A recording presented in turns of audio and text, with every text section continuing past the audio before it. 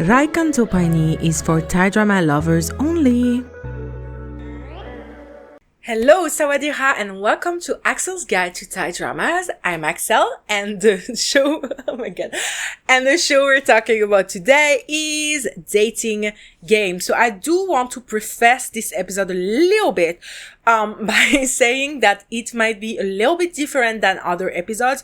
It's a show that, if I didn't focus on the intercultural aspect of it by meshing Thai dramas with Japanese culture and in a way Japanese dramas as well, I probably wouldn't have made an episode on this show, not because I didn't like this show. You will see I'm perhaps the only person ever that actually did like this show, even though I have a lot of complicated emotions about this show. This is why I'm saying this episode is going to be a little bit weird, but I do really want to focus on the intercultural aspect of this drama, because there has been a few attempts at making Thai with another country BL dramas. The one, I believe the first ever one, at least that I was aware of, was the one with Jimmy Khan from Domundi TV with, I don't know the actor, I'm so sorry. It was called Pitch of Time, where they took one of my favorite ships that did. And you guys know at this point how unlucky I am with chips that I like, which was Tommy and Jimmy from Why Are You, who played Saifa Zone, who went to Korea and played this show. Pitch of Time was very, very mid, very forgettable. I don't think anyone remembers it, honestly, except for me, maybe. But it was kind of the first time that we had Thai actors going abroad to film a BL show with another actor. And this show was even more weird because it featured both Jimmy and Tommy, but they weren't a ship together. And yeah, it was a little bit of a weird show, but honestly, I feel like for a first try, it wasn't that bad. I just think it was a little, messy and unrealized, if you will. And since then, I know there's been a few other shows like those. And I know, one of the biggest upcoming queer TV shows, queer love stories that's happening, but now apparently it's not even gonna be queer, it's very unclear, was the show Soulmate on Netflix with one Korean actor and one Japanese actor. That's maybe gonna come out next year. I'm not even sure. I haven't really followed it, but I just know that apparently now they're gonna probably make it bromance. We shall see. In any case, this is not the first iteration of Dating Game, is not the first iteration of an intercultural BL show, a queer love story between two men. However, you will see, in my opinion, this was the first time that I actually thought it was, if not well done, really well done. And in fact, I do believe it's kind of the best aspect of the whole show. So this is why I'm telling you this review is going to be a little bit weird. But let's get onto the first impression. So I was not put on the radar of this show at all. I am, as you guys know at this point, chronically offline. I don't really follow BL shows that closely, but since I've kind of fallen back in love with Thai dramas, thanks to this podcast a little bit more, I have been trying to stay up to date. But for me, I just don't like seeing a ship that I don't like have a new show. I'm kind of a hater like that. So that's why I don't on every week or every month, go on my drama list and say gay romance, in the tags, and just click dramas. I usually only look those options, those filters for Korean and Japanese, but for Thai, I'm always scared I'm gonna see a ship that I don't like and have their show very high rated on my drama list, and it's gonna ruin my whole day, if not my whole week.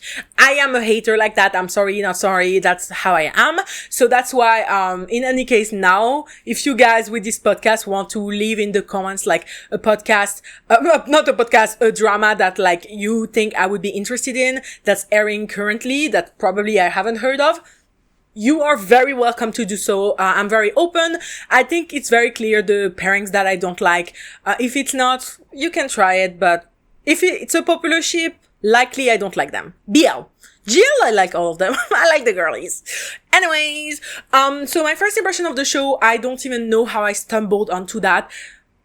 How did I? I think I think it was the one time that I actually braved my fear of going on my drama list and seeing the Thai BLs released. And this was in the list. This was pretty low. I was like, oh, what is that dating game? What's the name?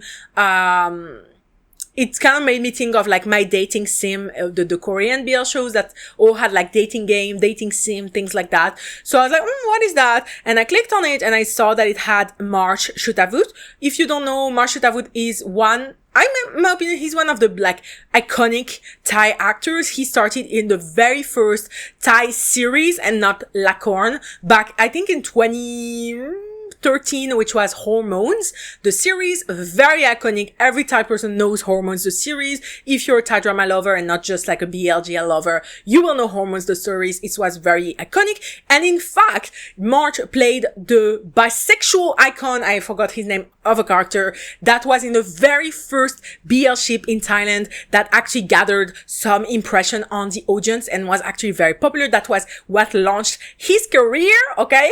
And I like that. I like when people do queer roles when it's not popular, because at the time this was still considered a risk to play a BL or queer role on TV. And I do like when they take roles, like, for example, nowadays, if I see an actor take a BL role in 2025, I'm like, yeah, duh. It's very respected. It's kind of guaranteed to give you success. It's not impressive.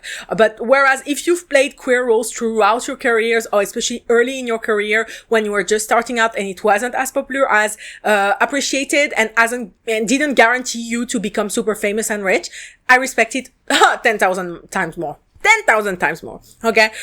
So Marsh Davut, I believe, has had 3 queer roles in his whole career. So the first one was in Hormones. The second one was in a Club Friday series that I tried to watch, but it didn't have subtitles at the time. I'm pretty sure I never watched it. I don't remember. In any case, yeah. And he now Dating Game. He is probably, although, the most famous for like an international audience through The Stranded, the first ever Thai Netflix original. May Beam Papankorn, rest in peace. I still miss him so much. And The Stranded was such a big deal. And the fact that it never got a season 2 and then Beam passed away. So now it will never, like, pisses me off so bad. It was a really innovative, good show that honestly deserved so much more. Anyway, so March was in that. He was kind of the villain of that show. And so for me, March, I've always liked him. Again, I do respect actors that are like that. And so when I did see that he was in that, I was like, okay. And then I saw that it was an I was going to say interracial, but that's not interracial, that's intercultural, show. And I was like, my interest was piqued. Yeah, I saw that there was Fluke. Okay, let me try to see how, let me sound out how his name is pronounced, girl. Cause I'm gonna, I don't know. I'm sorry, girl. Okay? I'm really sorry. But then when there was Fluke Natush, probably, I'm very, very impartial for Fluke Natush. I know he's a very big actor. He's been very beloved for a long time. For me, I didn't love Until We Meet Again. And since then, I've been kind of put off of him. I think he was a little bit annoying in Until We Meet Again. They just gave him too many crying scenes. But yeah, I know Until We Meet Again is one of the most beloved BL show, but you guys know that I almost never agree with the popular opinion. Not on purpose, but genuinely because that's how I feel. But I have nothing like bad against him. I'm though a little bit confused. Like, I didn't even know that like Fluke, like their very big, very popular pairing, kind of fell. I know they had a lot of other shows after Until We Meet Again. None of those I watch. Again, I'm not a fan of them. But I was really surprised because when I saw Titiwat enter GMMTV, he was alone without Fluke. And I was like, why? Like, why did they break off? And apparently Fluke is with this guy, Judo Tantash. Yeah, and they were in a very unsuccessful show, but now it's gonna have a sequel, and they were also paired in Dating Game. So this was my first impression. I was like, oh, I don't really know and care for this cast that much. There's Victor Chachawit though, who I really, really like. He's had so many side quests. He was, again, both in Dating Game and Rearrange, like the current BL shows that I was watching, and I was like, okay, like, wow, he's everywhere. So yeah, but I was mostly there for March, and I was mostly there for the intercultural element. That's it. I didn't know anything. I just saw the first few comments on my drama list, and all of them were pretty negative. They were like, this is so cringy. And I was really shocked when I actually watched the show. I didn't think it was cringy. Like, we're gonna get into it. So, for the synopsis of the show, we have Hugh, played by March Shutavut. Hugh is kind of like, in Japanese, we would call him an otaku. Otaku are like very strong fans of like, they're kind of nerdy fans who are like very like obsessive and usually don't have a big social life, because of that, because they're so obsessed into like their interests. Marsh used to be, fat, and used to be a little bit bullied in school. And then he downloaded a game called Yuka Love Me Please, which was a very, big, game that changed kind of his life, because it's a like dating simulation game. And in it, Yuka is powered by AI, and she will kind of say anything, back to you, like encouragement. And her like, how do you call that? Like trademark, and the sentence she says all the time is like "gambatene," which means like good luck, like susu in Thai. And she's like very encouraging, and so Hugh fell in love with Yuka. Again, very otaku behavior, if you know that subculture in Japan. And he worked his ass off in university. He lost weight. He became better, quote unquote. We'll talk about the losing weight thing, fat suit thing. We'll talk about it. Girl, as a plus size woman, we're gonna talk about it. Okay. But Hugh, finally entered Prism Star Thailand, which is, the company of, Junji Sakurai, who is played by Mukai Koji, who, is the boss of that, at least the Thailand company of that, to work on Yuka Love Me Please. But to his surprise, unbeknownst to him, Yuka Love Me Please is gonna be cancelled because no one has downloaded it a lot in the past few years. That's the basic plot. So, now for the characters. So first we have Hugh. So Hugh, I'll talk about the fat suit thing, here. So Hugh used to be fat. For me, Hugh, at the beginning, so the only aspect that I understood was cringy, as like the comments I saw on my drama list, was the first episode of the show.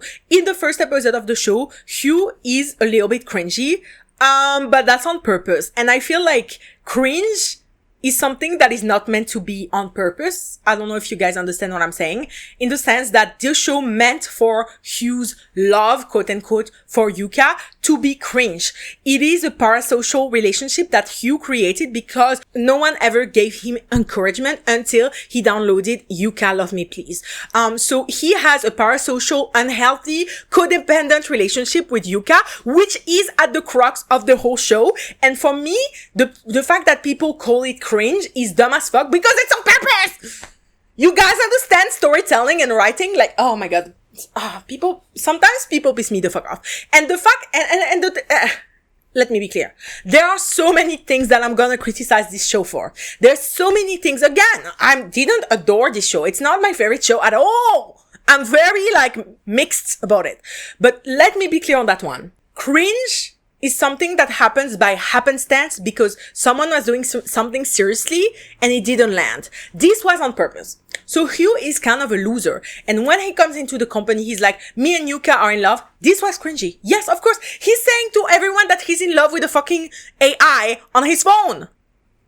A cartoon. Yes, it's cringy. On purpose. Oh my god. People piss me off when they're dumb as fuck. Like, some people have no depth of the thought, and that shows, for real. to go back to Hugh, I think he was a very relatable character. I didn't love that they put him in a fat suit. Like, for me, fat suits, like, trigger me. I'm like, higher plus size actors who don't get any love or attention.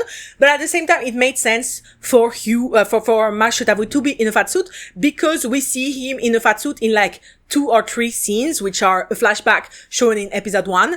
And then we never see him again. It's not like he quote unquote needed to be fat for the role, for most of the role. It's a small part of his past. I didn't mind him, like his character arc containing the fact that he lost weight, and that's when he gained worth and confidence, because unfortunately we live in a very fat phobic world where we, rather than fixing the problem of fat phobia in people, we rather ask the fat people in question to lose weight, which is completely idiotic, as you wouldn't ask a black person to solve racism by becoming white, by bleaching their skin and getting surgery to look white. You wouldn't ask a gay person to solve homophobia by becoming straight. So you cannot ask a fat person to solve the fat phobia that they're facing to lose weight. That's completely antithetical and completely dumb. Completely fucking dumb. Okay, let me be clear on that one. So usually I would be pissed off that they made him lose weight, but also I do know Thai culture, and I do think it actually wasn't that offensive to me. Like, again, I get offended by like fat phobia very quickly. Let me be clear on that. Okay. But here I felt like it fit the cultural standard of Thailand, which is super fatphobic, if you don't know. And also I think it really, fit his character. Honestly, I really fell for Hugh in like around episode 2, 3, 4, where he started like feeling very, tender, very insecure still. I think like losing weight didn't solve anything. And that's also why I'm very like against telling fat people who suffer from fat phobia from others to lose weight. Because if you don't love yourself fat, you will never love yourself, thin. Like, you have to love yourself no matter what you look like, or else it will never solve anything. And that's why a lot of people who, lose a lot of weight actually become fat phobic, because they're so insecure in themselves and they realize they didn't fix anything. They just are more accepted by society, but they are not more accepted by themselves. Food for thought. So Hugh is, for me, honestly, by the halfway point of the show. Honestly, I loved the first half of that show. I loved it so much.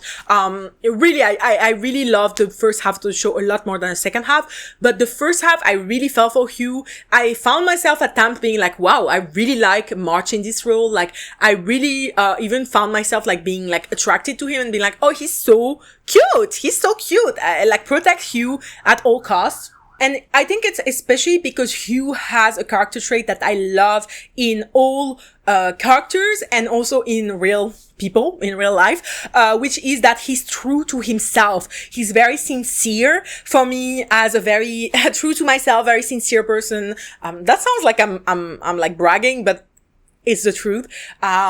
And I think it's a very rare quality, unfortunately, to find. I love it when I see a character that, even if they are a little bit of a loser, like Hugh is at the beginning of the show, he's very true to his feelings. He's very true to himself. In the second half of the show, I feel like he became a little bit blander, unfortunately. Once he like got with Junji, I feel like he lost a little bit of his spark, but I still do really like Hugh as a main character.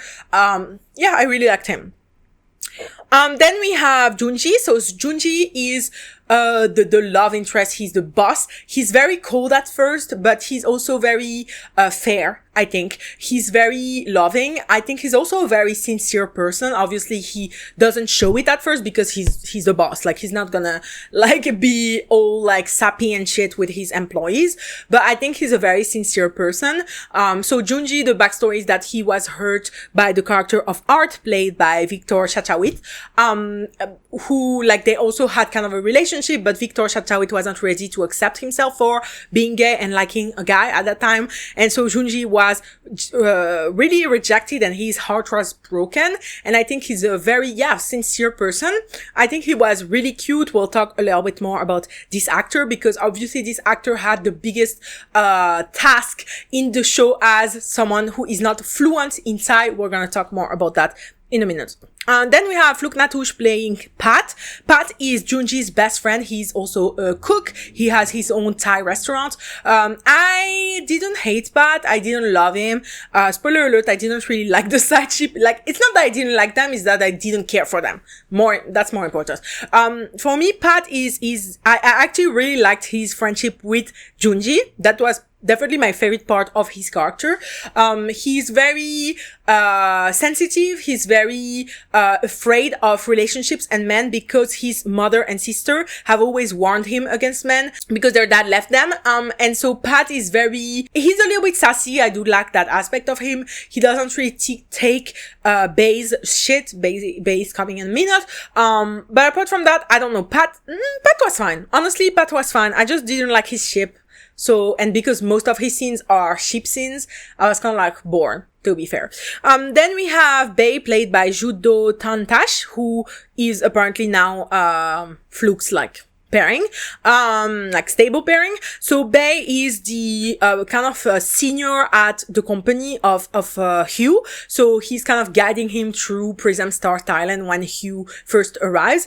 He's very much a player, very flirty, very silly, goofy. I kind of at first I really liked him, then I thought he lost a little bit of his spark as well throughout the show. I do like characters like this because if you don't know my favorite actor of all time, of Jumpun, most of his characters are also like kind of silly players like this, and this really reminded me of Jumpun. Like I could really see Off playing a role like this, and obviously anything that reminds me of Off makes me happy and makes me like them more. Yeah.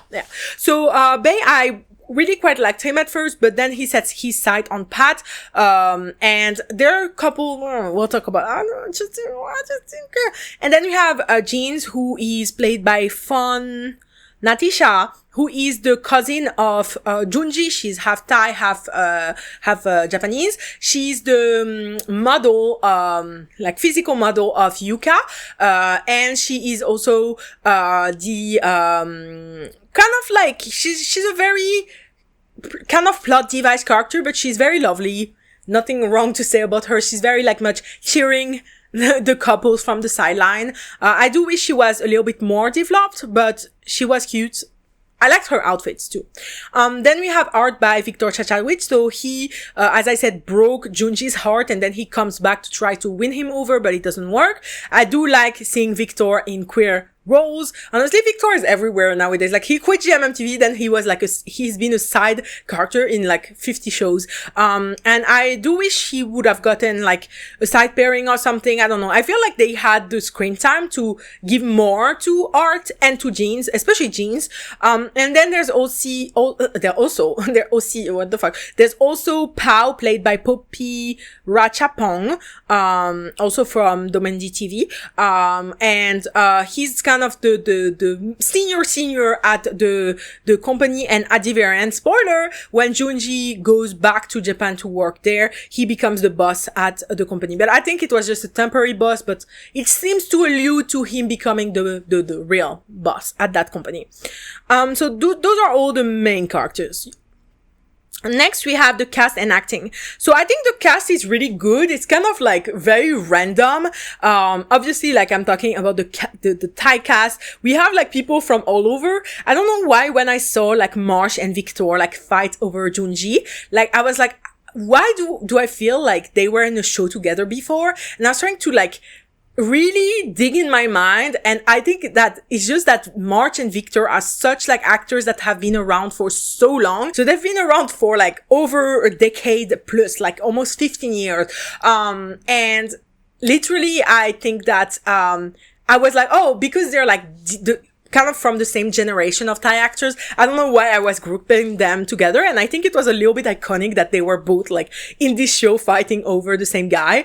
Fluke Natouche being here also for me was a little bit iconic. He's also been in the industry for a very, very long time. So, yeah, and just Poppy there, like I felt like it was a kind of like Avengers gathering of random ass people that I think no one really cares about. I think definitely Fluke is the most beloved out of all this cast, but for me, who likes like random niche actors. I was like, that's so random. They pulled like there's even Nice CNX, who is like a singer, who is like, does a cameo in here. Like, I was like, what the hell is going on? Now for the acting. So I think this role for Marsh was very, very different. I think he did very well.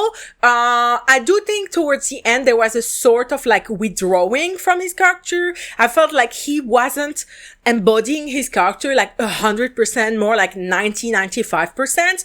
I don't know how to exactly like demonstrate what I'm feeling. I'm hoping that if you do watch the show, you will see what I'm talking about. But I do think his acting was good. For Junji, I think he really like did well. So I thought he was fully Japanese. Actually, he's half Thai, and he has lived in Thailand. But for me, who does speak Thai, like, he has a very thick accent. I think it was also very interesting for me. Like, again, I am a continual Thai learner. Again, I've started taking lessons again. Sometimes it was really funny to see. And I also do watch, like, obviously Japanese dramas. So sometimes it was really funny to see, like, most of the time he speaks Thai and his accent is pretty okay. Like, you can understand what he means, but the cadence is so Japanese, like, very like, da-da-da, da-da-da, da-da-da. But in Thai it's like, in one chunk.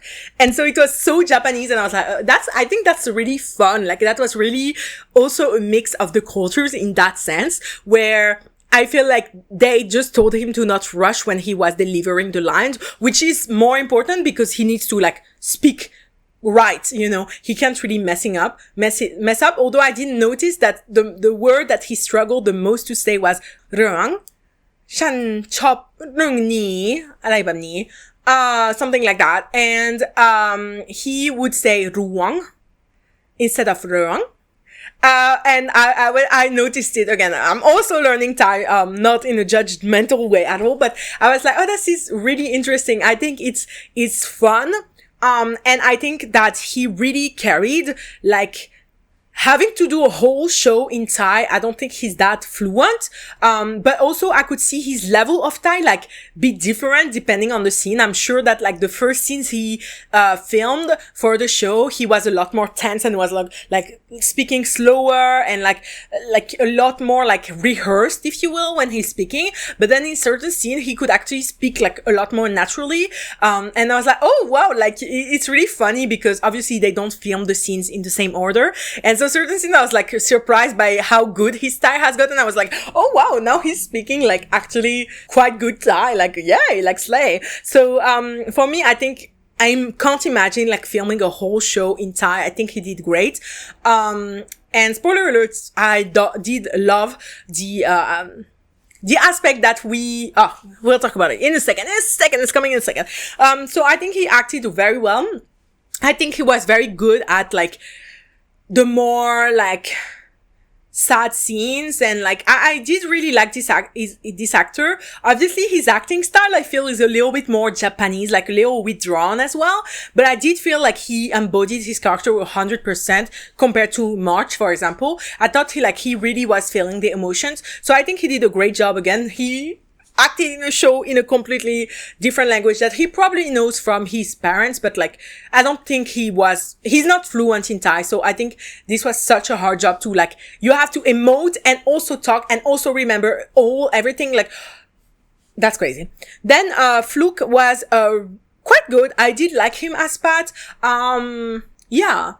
I was gonna say, I don't love Fluke, like, when he looks upset. He's kind of does this little facial expression that I think has always kind of bothered me, not just here.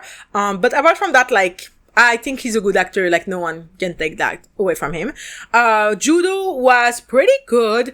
I did like him. I also feel like he's not 100% into his role, though. Sometimes, like, I feel like you can tell he's acting. That's my criticism. Fawn, who plays Jeans, was pretty good, but again, she didn't have, like, any hard-hitting moments. Victor, who plays Art, like, he also didn't have, like, a lot of hard-hitting moments. He did well enough. For me, like, again, when I saw the comment that said like, oh, this is cringe, I really expected the worst. I was like, oh, this is gonna be super cringe. No one can act. The communication between like the Japanese and the Thai is gonna be terrible. And when I started the show, I was like, oh, I'm sure they said that just because Hugh's relationship to Yuka in the first episode is cringe. But I genuinely don't think this show is cringe at all. If you look at the big picture at the 12 episode, I don't remember anything cringy in that.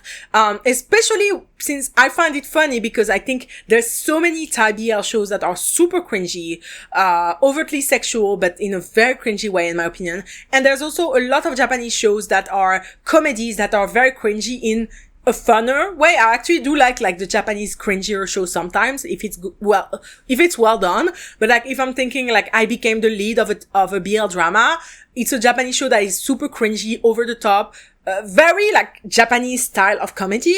And I think that Dating Game is so much less cringy than that. Like, it's crazy. And I did like I became the lead of a BL drama, by the way. It's not a criticism to that show, but yeah. Let's go on to the writing. So the writing of the show, so first I will give it its flower. In my opinion, it's the best intercultural show. It's probably in the title. Why is because they actually, for me, managed to mix both cultures well, but without the usual problems that these intercultural BL shows have encountered before. Because the thing is, usually it's two actors. One will go to the other country. Usually it's the Thai actor that goes to like Korea or Japan or whatever. And they have to act in, either they have to act in Korean and their Korean is really bad, or they talk Thai and the Korean actor will reply to them in Korean as if they could understand what they're saying.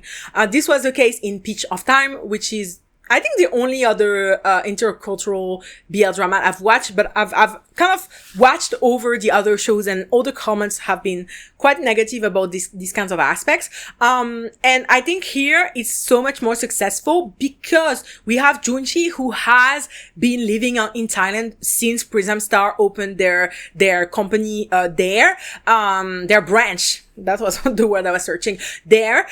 So he can speak Thai, just his Thai is the Thai of a foreigner who cannot speak perfectly. And as a foreigner who cannot speak Thai perfectly, I loved that aspect. Again, I really was peering my ears to hear what he was saying when he was speaking Thai, because I thought that it was a really nice addition.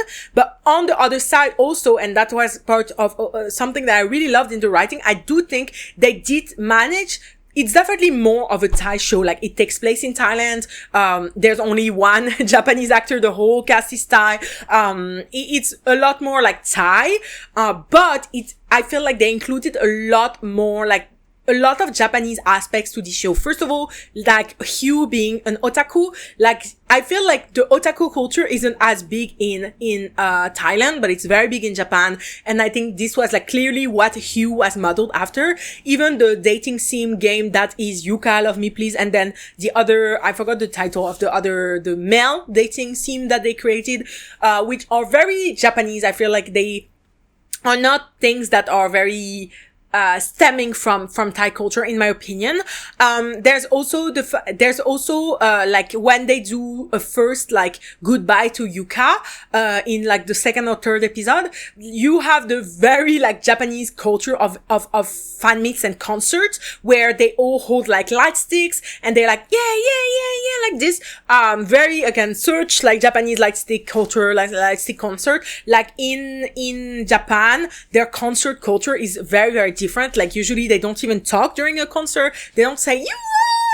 They don't like clap. They don't do all that shit. They just like, yeah. They dance along, and that's their way of cheering the idol that's performing, if you will. So it for me, like, again, you have to be familiar with like both cultures, right? But if you're familiar with Japanese culture, I felt like they included Japanese culture quite a lot into the show. Even just this being like a relationship that takes place at work, I feel is so Japanese coded. Not that Thai dramas had no like BLs like in the workplace, but Japan, like, almost like, what is it, like 90%, 95% of their BL shows, and even like yaoi mangas take place at work. Like, it's always at work. I feel like it's so much more of a thing in Japan that it is in Thailand. And it's mostly because Japan work culture is fucking crazy. And so, like, because people spend most of their time being salarymen, like, at work, I think they imagine the love stories taking place there because they don't do anything else. You know what I mean? Like, there's no other occasion or opportunity for love stories to unfurl, if you will. So for that part of the writing, I actually really, really enjoyed it. I think it really blended both cultures really, really well. And there's one episode that Hugh takes Junji to, like, the Wat Arun or the Wat Po, I don't remember which one. And, like, they eat, like, muping at Khao Road and all of that stuff. And they do kind of the classic touristy shit. And I think that was also fun to, like, have Thai culture shown that way. Even Pat's restaurant being like Thai and green curry being Junji's like favorite meal. I did like this showcasing of Thai culture. And I also like that they did include quite prominently Japanese culture. So I think generally that's why I'm saying it was a really great show for this aspect. And this is why I'm making this episode especially because I wanted to talk on that aspect. I wanted to show that it is possible to do an intercultural show, but you do have to have the actor that goes to the other country featured to be able to speak the language. In my opinion, it's really the only way that it works. And I'm excited to see if there's gonna be more intercultural like BLs or GLs. I think it's fun. I think it's interesting. I think there's always like a lot of topics that can stem from that. So yeah, let's see what the future holds. Then to continue on the writing, I do think the writing though was not the best. I think the first half of the show, as I said, was a lot stronger than the second half. In my opinion, Pat and Bay were quite a weak side ship, although I'm sure that they were more popular than to like the general audience. They were definitely more popular than Hugh and Junji. I think I'm the only like Hugh Junji shipper. I actually really like Hugh and Junji. We'll talk about it.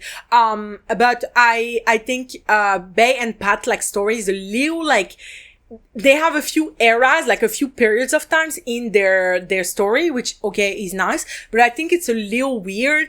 I didn't really like how they got together too. I did like them in the middle of the show when they like were more in love.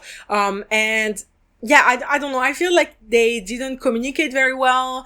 They were mostly like fighting or arguing, even in a sassy, like more surface level way, most of the show. And I don't know, I didn't really like them. But maybe I'm biased. Honestly, maybe I am. I don't know. But I'm sure that they were more popular than Hugh and Junji. Like, I know that shit. Like, I can feel it when I watch a show and it's that way. But for me, I think the thing that I dislike the most about, the writing is that they really did lose me like halfway through, especially with Hugh and Junji. I actually really like Hugh Junji because they were so different, but also they worked, I think, together really well. I think the chemistry was really cute. I think they look good together. And yeah, I really did like Hugh and Junji together. I think they were a new brand of BL ship. I've never quite seen a BL ship like that has their exact dynamic, or even not exact, but like similar dynamic. And I did like that aspect, but I think once they kind of got together, they became a little bit boring. And I think that's why I wish that first Pat and Bay were better ship too, to kind of balance it out, like better written. But also that's why I wish that like Jeans had gotten like maybe a GL ship,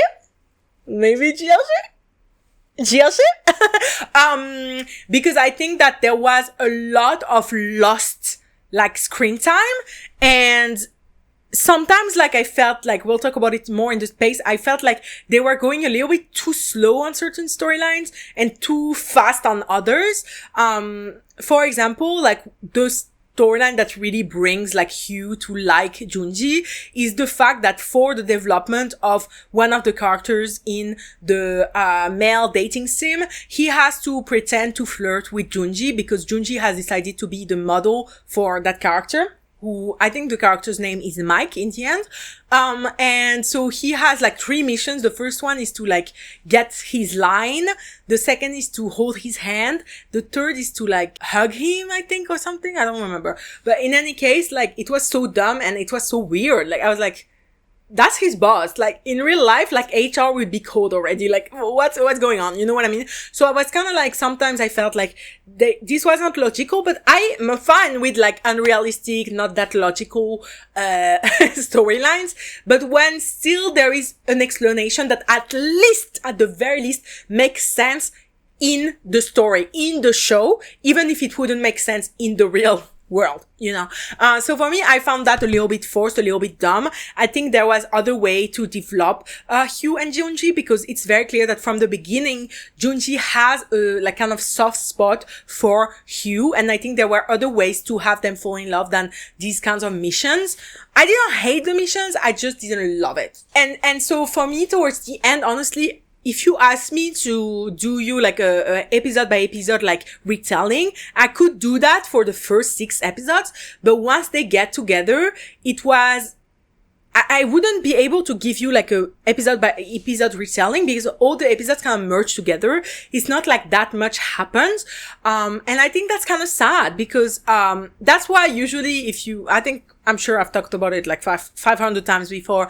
I prefer for ships like pairings to be together forever, quote unquote, like towards the end of the show, simply because I feel like most ships, like 99% of pairings, not just in Thai dramas, like in every type of dramas, in American shows, like everywhere in the world, I feel like they lose their interest, they lose their, they lose the cuteness once they get together a little bit, unless it's a show that has another plot. And this is why sometimes I feel like the best shows are shows where there's A plot is them falling in love, B plot is another thing, like an adventure, a mission, or something, blah, blah, blah. Once the A plot is done, meaning the couple has fallen in love, I think it's interesting when there's still like the last 3-4 episodes, it's the B plot, and they also face a lot of struggles in their relationship, because then it still keeps it interesting. But here I felt like they faced a lot of struggles, but it felt like a little boring, a little contrived. And I was kind of sad about it, because again, I was rooting for the show so bad. And the thing that I didn't mention is that because I started watching the show like when half of the episodes were already out, I binged the first 6 episodes over like 2 days, and I was actually quite obsessed with the show. I really liked the vibe, and the reason I really like the vibe is because it's so different from any other show I've watched. One good thing that I give to the writing, to the execution, to everything about the show is that it is unlike any other BL show, in my opinion. It's really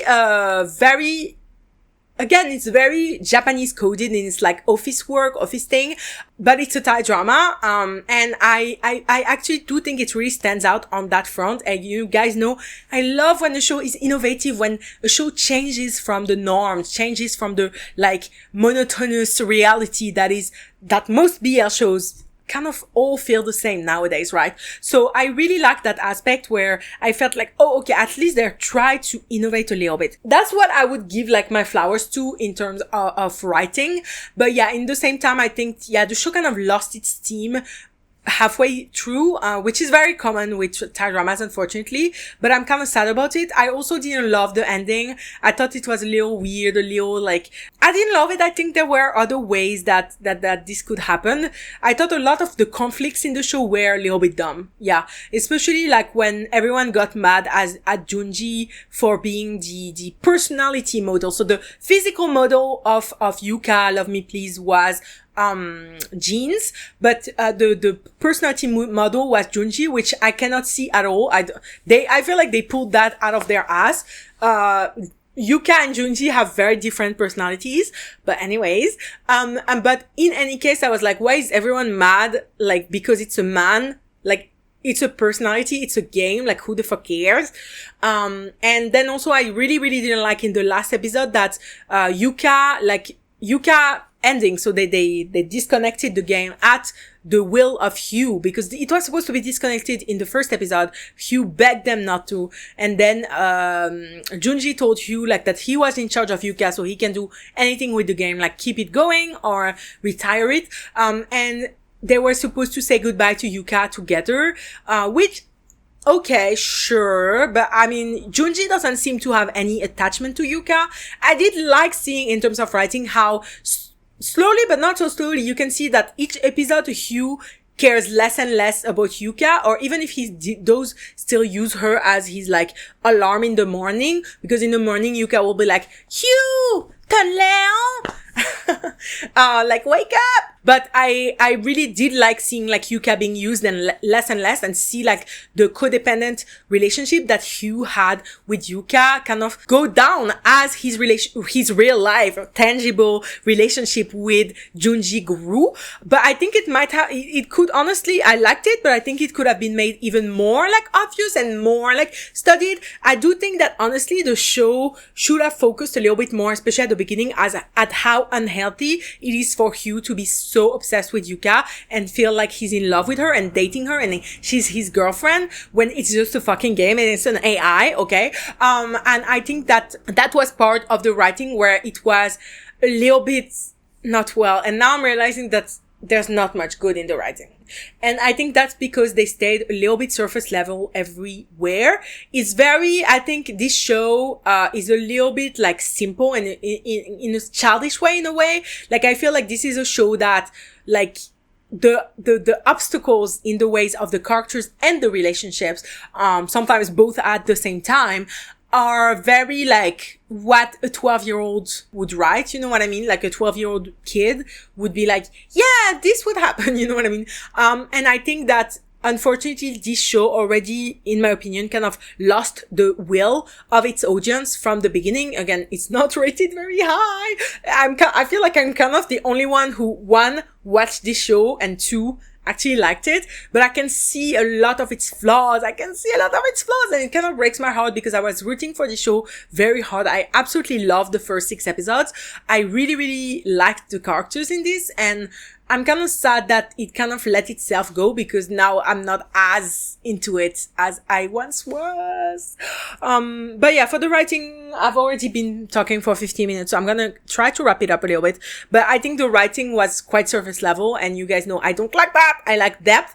But I do think that some of the themes explored really, for me, touched me. I think especially the fact that they tackled the theme of like Hugh being very traumatized by his past, where a girl asked him out as a joke and then bullied him, and the fact that he's always felt very alone with no one to like cheer for him and to encourage him. I really related, like, again, I grew up fat. Like, I'm not just fat now, I grew up fat, and I know what it is to be insecure and hate yourself and feel like no one cares for you, although I was not as much of a loser as Hugh. Bless my life. Thank you. I've always had friends, thankfully.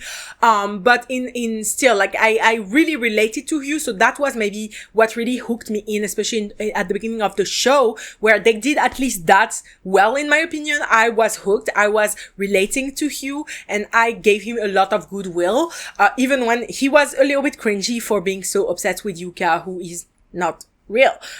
So yeah, the writing very wishy-washy. I think they did some things well, some other things. I also think one flaw, I don't know why, how, etc., is that the writing has a lot of, especially the dialogues, there's a lot of like blanks. It's not like very seamless. Sometimes like they're all just waiting in silence, like for maybe just 3 seconds or 2 seconds, but on screen it really reads when there is a blank and they're all looking, like the actors are all looking for each other, like, who's gonna talk next? And then the next actor goes on and says his line. But that would be more like the directing than the script. I'm sure the script didn't have like blanks in between, like this character posed until, you know what I mean? So I don't think this is the fault of the writing. I think it's more the fault of the directing, but I do want to mention it here because I'm sure I'm gonna forget it. Then the cinematography also, another thing that did quite attract me to this show, like this show, was quite nice looking. I did like the mix between drawing and reality at the beginning and at the end of the show, where we have Yuka, the anime character, on the beach with Hugh. I think, it was interesting. I think the color grading, I love the colors of the show. I think it's a good looking show. It looks good. Of course, the cinematography was not incredible, but I think because also the aesthetic of the show is so different, because we've never had a show at a gaming company. I think it did add a lot of colors and fun. Even if, like, for example, you watch the opening credits, it's very, like, colorful, for a company show, because usually shows in companies is, like, black and white, especially the Japanese, like, office shows. They're always, like, so neutral tones. I mean, Japanese shows usually are very neutral tones, right? So the cinematography, it was fine. It was fine. It was fine. I did really like the cinematography for the first kiss of Hugh and Junji when they finally get together. I loved that scene in general. That was definitely one of my favorite scenes of the show. Next, we have the pace. So as I said, the pace was not so good. I think there's a lot of blank silences in the show. I also think that the second half is a lot weaker than the first half. And so the show for me, like, could have been 10 episodes, first of all. And second of all, if 12 episodes, they could have developed the other characters and make it more seamless, less blank space, and really utilize every minute of the show a little bit better. But yeah. I did like, though, that the episodes were long. Actually, I realized something, that I do like 1 hour episodes. I do like 1 hour episodes. Like, I feel like sometimes they give me more. They give me more to chew on. Like, especially, like, if you have to wait 1 week in between each episode, right? Like, I feel like sometimes the fact that it's a 1 hour episode instead of, like, 45 minutes, for me, really does make a difference in the positive sense. But the pace was mid. Let's say mid. Then the ships and chemistry. So as I said, I really loved Hugh Junji. I think they have a dynamic that we've never quite seen before. And again, I do like when things stand out. I like innovation. I like difference. So yeah, I did like that aspect. I think they had a really good chemistry. Once they got together, maybe not as good. It wasn't bad. It's not as seamless. I don't know if it's because of the Japanese actor, where, you know, in Japan, they have a completely different acting style, especially for romances. They're a lot less, you know, like, it's more subdued a little bit. I don't know. I couldn't tell you. But in any case, I do think that Junji, like, was a good actor in this. And I do think that both of them did a good job together. Once again, I did like the aspect that they come from two different countries. I think it does add a layer to the ship that I really enjoyed. So yeah, I did like them. The chemistry was pretty good. Yeah, I agree. For Pat and Bay, unfortunately, as I said, I didn't know that much. The chemistry was, though, really, really good. I did like them, especially when they were more in the in-love phase. I know, like, on that episode that Junji and Hugh get together and kiss for the first time, I liked that they, like, the sex scene and everything, like, for me, looked good. You can see the passion, you can see the chemistry. I think it was a good scene, even though usually, like, I don't love sex scenes. I feel like they're almost always a little bit gratuitous. This was not the case here. I think I think they had pretty good chemistry, but for me, it wasn't, like, incredible. But I think it's also because the writing of their ship, in my opinion, was very lackluster. So I think even the chemistry couldn't save it in a way, you know? Next, the music. So I didn't really quite notice the music. I do have to include this in this episode, because one thing that did freak me out, concerning the soundtrack of this show, is that I have had this song. I know it's called Starstruck. Let's see. So, Wonderstruck by Jane and the Boy. So this song, I added it on my Spotify like years ago, like maybe 3 or 4 years ago. And it was even in my current favorite list at that time. I love this song. It's really good.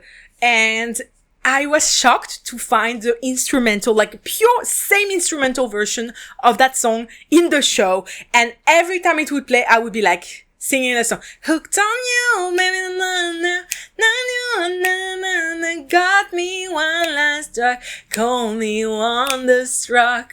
Yeah, like every time I was singing, and it was so weird because this was the very first time in my life that, not the first time, but like that, it's not just a song that I know, it's a song that I really like. So I was like, what the fuck? How did the instrumental for that song that I've started listening to like 4 years ago end up in the show? So that's the only notable thing I have to say about the music. I think the music was fine. I didn't notice it at all. I don't think they did any, oh no, I did like yeah, they did I don't know, I need to Shazam the song that is the I think it's in the opening credits. It's sounding very like the band, the Thai band Polycat, very like little bit nostalgic, little bit like 90s, 80s vibe. I need to find that song because it's really good. I did like that, but yeah, apart from that, the music didn't really stand out. The costume design, fine.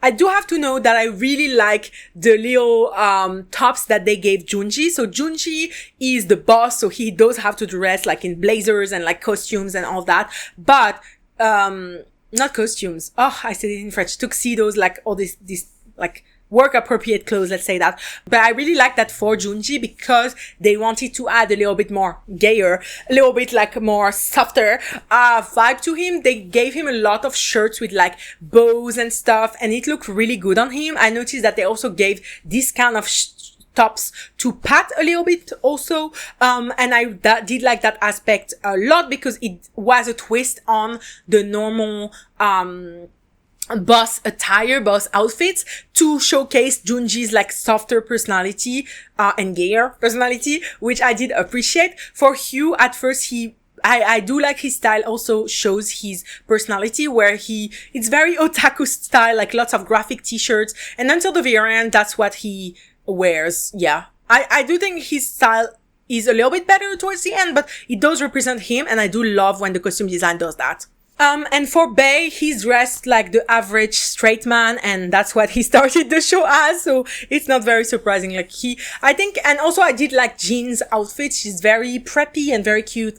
Yeah, no, I think the costume design was pretty good. Like their outfits all fit their personality and were quite cute. I approve. Next to rewatchability, so I think I will definitely rewatch this show. I still have it on my tablet. I download these shows. But I would rewatch it. I think it's a show that's like very entertaining, very easy to watch. So for me, I would definitely rewatch it. But like, it's because I still like the show despite all of its flaws that I complained about today. So I would rewatch it, but it's not like the most rewatchable show of all time. That's for sure. Then my enjoyment out of 5 stars. So for the first 6 episodes, I would have said 5. Again, I was kind of obsessed. I was kind of hooked. And then the second half, I would have said like a 3 or 2.5. So I'm gonna give this a 4 stars. Yeah, that's me being generous. A 4 stars out of 5 for my enjoyment. I did enjoy this show quite a lot because it was so different. I did enjoy like hearing not perfect Thai from the Junji actor. For me, again, as a girly who loves Thai, studies Thai, and is trying to get like fluent and like completely like trilingual at Thai on top of English and French, which is my native language. I really liked that aspect, and I know I did really like this show still, and I think honestly if I were to binge it like from the beginning to the end, I might like it more. So now I might do that tonight, you know what I mean? I might binge it back like tonight, so let's see.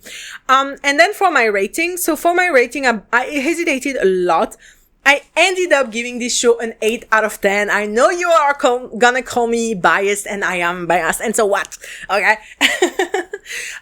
Because like I did really enjoy this show still. I did think it was innovative and different enough for me to really justify giving it an 8 despite all of its flaws.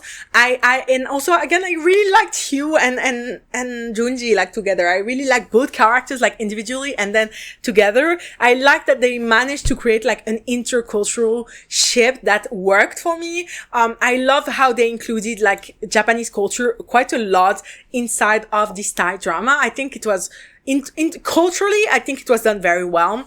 And I think, yeah, the acting were good, the cast was good. But yeah, I gave it an 8 out of 10, and the average grade on my drama list, which is not good, it's a 7.3. To be fair, it went up because during the show, while the show was still airing, I believe it was a 7.1. And yeah, it's not good. I think this show is not gonna be to the taste of everyone. I do think though, if you do watch like Japanese BL dramas, I think you could like this show. I don't know. I feel like the people who didn't like it were expecting a Thai drama, that's very Thai. And I think, I don't know, I'm not sure, like, if you watched the show and didn't like it or didn't love it, please do tell me why. I'm very curious as to why, how these things happen. Because the thing is, like, I'm really curious as to why this show worked for me and didn't quite work. It didn't seem to work for literally anyone else. Because I did still really enjoy it. So yeah, an 8 out of 10, for me. And then how I would fix it, I think I already I think I already said it, like, try to have less blank moments for the show, the dialogues to run more smoothly, despite, like, the fact that the Junji actor is not that fluent in Thai. Also give a better storyline to Bei and Pat, give a GL storyline to Jin. That's how I would fix it. And yeah, definitely just the second half of the show, make it a little bit less boring once they get together, and make the obstacles on their way a little bit more believable, a little bit more emotionally impactful on the viewer. Yeah, that's what I would say. And then lastly, who would like this show? So who would like this show? I don't think that many people, clearly. I don't know. Again, I think if you do like BL dramas, Japanese BL dramas specifically, I think you might like this one. If you like different BL dramas, you don't want like all of your BL dramas to feel the same by country, I think you will like this show. If you like intercultural BL dramas that are actually well done, I think you will like this show. And yeah, if you're open, I didn't touch upon it. I did also like the fact that they did quite focus on like the development of their new game, the dating sim for men, not for men, for girls with male characters instead of yuka. And for me, I was like, I did like it. I'm not sure how realistic it is to actually developing a game. Sometimes I'm like, are we sure? But I did like that they actually like focused on it and made us kind of care on the development of the game. Because for me, it felt like really, a little bit more relatable for sure, on that aspect. So yeah, who would like this show? Probably just me. I don't know. You guys will tell me in the comments. Honestly, yeah, this show, I think will be very forgettable to many people, maybe me included, but I just really like it still. Like, I don't know, I think it's kind of like a UFO of a show where it's so different from like any other. And I do like shows like that. I do love when a show like feels like it stands on its own instead of like falling in line with 99% of all the other Thai dramas or BL shows, you know. So yeah, that's my opinion. That was it for today's episode. I will see you next week. Bye bye.